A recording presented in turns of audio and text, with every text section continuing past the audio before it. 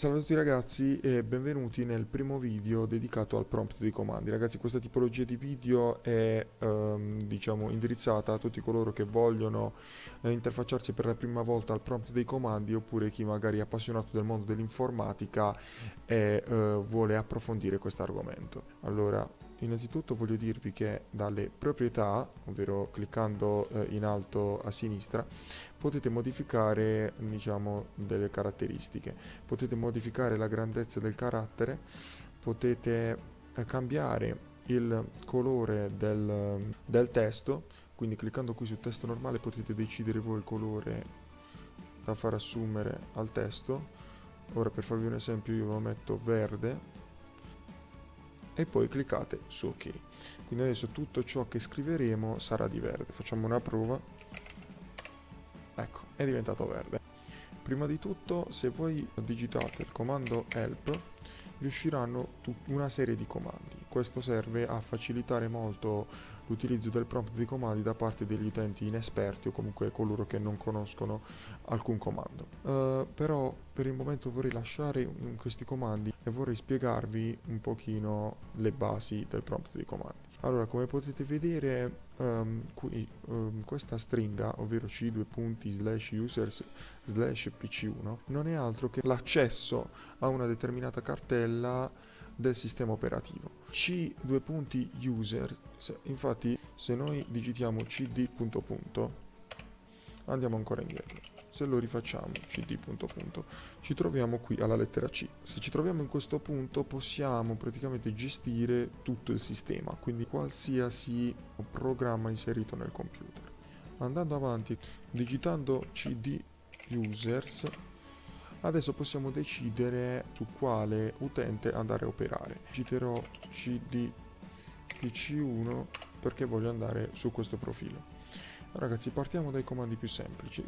Ragazzi, ho cambiato account, ora mi trovo su un account temporaneo, al posto di pc1 c'è scritto temp.pc1, ma comunque non è un problema. Se noi vogliamo operare sul desktop dobbiamo scrivere cd desktop. Quindi ora possiamo svolgere attività sul desktop.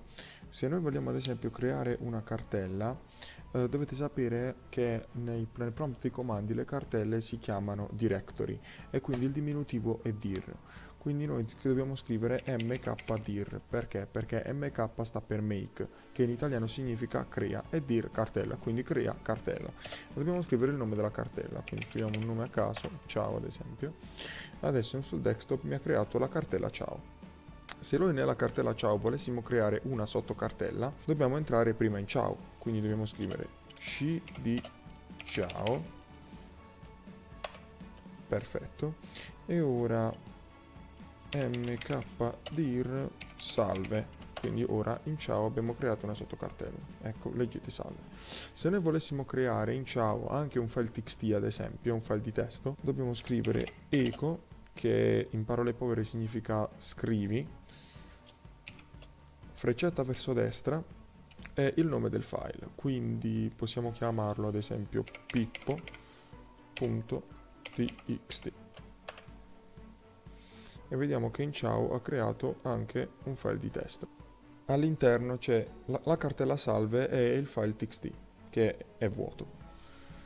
Se vogliamo scrivere nel file txt ci basterà digitare echo, scusate, ok, echo, ciò che vogliamo scrivere all'interno, quindi ad esempio salve ragazzi e benvenuti, freccetta verso destra e il nome del file. E adesso se andiamo all'interno vediamo che in Pippo c'è scritto salve ragazzi e benvenuti. Adesso se noi invece volessimo cancellare ad esempio la cartella salve, dobbiamo far capire al prompt dei comandi che vogliamo eliminarla, quindi scrivendo remove directory. Il diminutivo di remove directory è rmdir. rm sta per remove e dir di directory, quindi rmdir salve. Perfetto, la cartella salve non c'è più.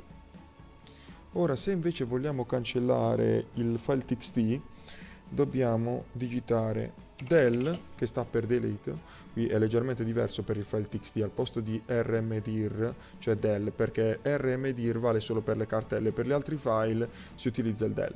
Quindi del, che sta per delete, è il nome del file, quindi pippo.txt. La cartella è diventata vuota. Se poi vogliamo eliminare la cartella dobbiamo prima uscire da ciao e quindi ritornare al desktop, cd punto punto, per tornare indietro si usa sempre cd punto punto.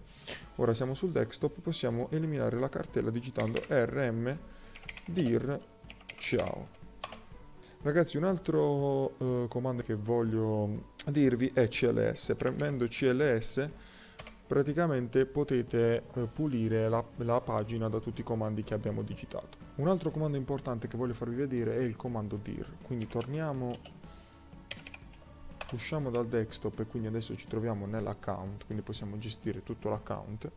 Scriviamo dir. Ecco, perfetto, ora possiamo visualizzare tutte le cartelle che ci sono nell'account, quindi la cartella desktop, documenti, download, link, musica, OneDrive, giochi salvati. Vabbè, io in questo momento non ne ho, però è per farvi capire ciò che possiamo visualizzare con dir. Ragazzi, direi che per oggi è tutto. Abbiamo visto, diciamo, i comandi iniziali per approcciarsi al prompt dei comandi. Vi ringrazio per la visione. Se vi piace questa tipologia di video, supportatemi iscrivendovi al canale, lasciando un bel like e se volete anche commentando. Ci vediamo in un prossimo video.